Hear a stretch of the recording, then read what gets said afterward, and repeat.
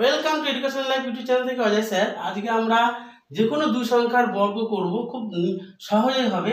নিয়মটি দেখো, যেখানে দেখা যাচ্ছে যে 25-এর মাথায় 2 অর্থাৎ 25-এর স্কোয়ার আছে, তাহলে অঙ্কটা কি করব? রুল হচ্ছে এইখানে যে এককের ঘরে যে সংখ্যাটা আছে তারকে বর্গ করতে হবে। তাহলে 5 5 কত? 25। তারপরে এই দুটো সংখ্যার মধ্যে গুণ হবে, অর্থাৎ 5 দুগুণে 10, 10কে আবার এই উপরের সাথে গুণ হবে। 10কে 2 দিয়ে গুণ করলে 20। এই হাতে কত ছিল? হাতে ছিল হচ্ছে 2, তাহলে 20 আর দিয়ে কত হলো? 22। হাতে যে 2 থাকলো, আবার 2 থাকলো, এইখানে যে সংখ্যাটা সেটাকে বর্গ করতে হবে। 2 দুগুণে 4, তার সাথে এটা যোগ করলে কত হচ্ছে? 6। 625 হয়ে গেল। ঠিক, তাহলে যে কোনো সংখ্যা ধরে আমরা এখানে নিলাম 72-এর মাথায় 2 অর্থাৎ 72-এর স্কোয়ার আমরা কি করে করব?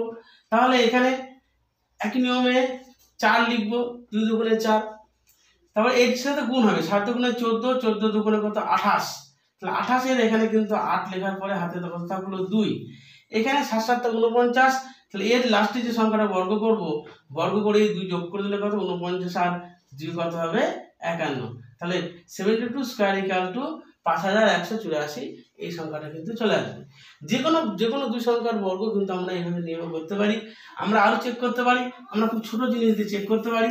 ধরো আমরা বললাম যে 12 এর স্কয়ার কত হবে? তাহলে একই নিয়মে আমরা 12 এর স্কয়ার কি করব? এখানে 2 আছে, তাহলে 2 এর বর্গ কত লিখলাম? 4। 2 এর বর্গ লিখলাম 4।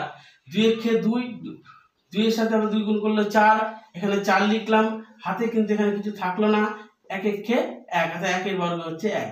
তাহলে এখানে 144 কিন্তু হয়ে গেল। এবার আমরা আরো বড় সংখ্যা দিয়ে করতে পারি। ধরো আমরা 27 এর এখানে স্কয়ার লিখলাম। তাহলে কি করব? একই রকমের 7 7 49 এর এখানে 9 লিখলাম। 7 দুগুণে 14, 14 কে 2 দিয়ে গুণ করলে কত হচ্ছে? 28। 28 এর এখানে কত লিখলাম? 8 লিখলাম। হাতে কত থাকলো? হাতে 2। এই যে মাথায় সামনে কত আছে? 2 দিয়ে স্কয়ার, তাহলে কত হচ্ছে? 2 দুগুণে 4, 4 দিয়ে কত এখানে? 6, তাহলে 689 কিন্তু 27 এর বর্গ। ঠিক একই রকম ভাবে আমরা যে কোনো বড় সংখ্যার ক্ষেত্রে আমরা এটা করতে পারি, অর্থাৎ দুই সংখ্যার ক্ষেত্রে হতে হবে।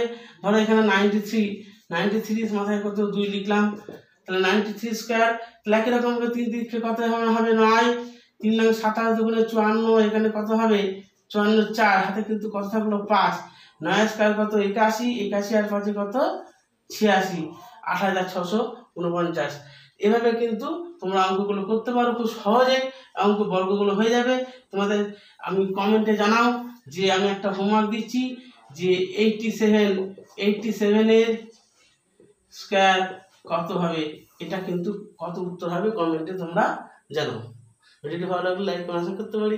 দেখা হচ্ছে পরের ভিডিও।